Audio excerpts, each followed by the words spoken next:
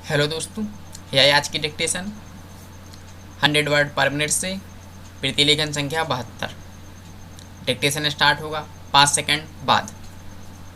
Ready start. महोदय, हमारा जो संविधान तैयार हुआ है उसमें भी इस बात का प्रयास किया गया है कि देश में लोकतंत्र पूरी तरह से लागू किया जाए और जनता को लोकतंत्र की सारी सुख सुविधा मिल सके।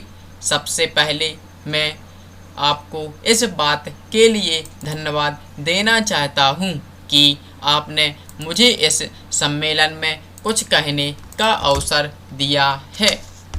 आपके सामने जो विषय आएंगे वे इतने महत्व के हैं कि प्रत्येक हिंदुस्तानी चाहे वह किसी भी काम में लगा हो उन पर कुछ ना कुछ ध्यान अवश्य देता होगा। पैरा, यह एक मानी हुई बात है कि बच्चा तैयार किया जाता है वह बड़ा होने पर वैसा ही निकलता है।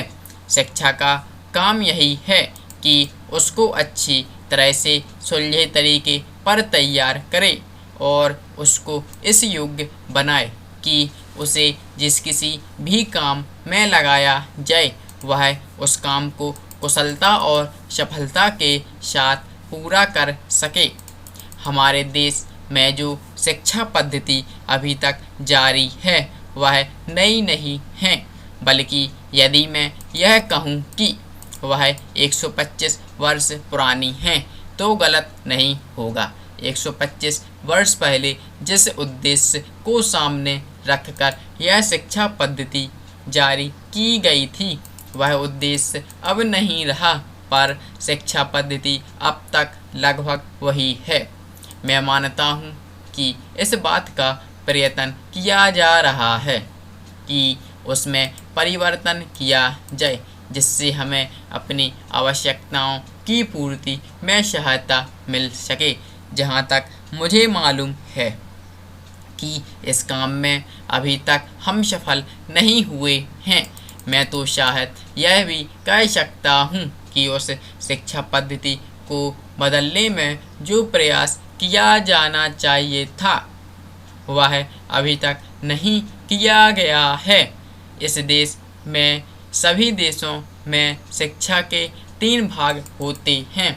एक तो वह जिसमें छोटे छोटे बच्चों को शिक्षा दी जाती है, दूसरा वह जिसमें युवावस्था से पहले बड़े होने तक, और तीसरा वह जिसमें युवावस्था के विद्यार्थियों को शिक्षा दी जाती है।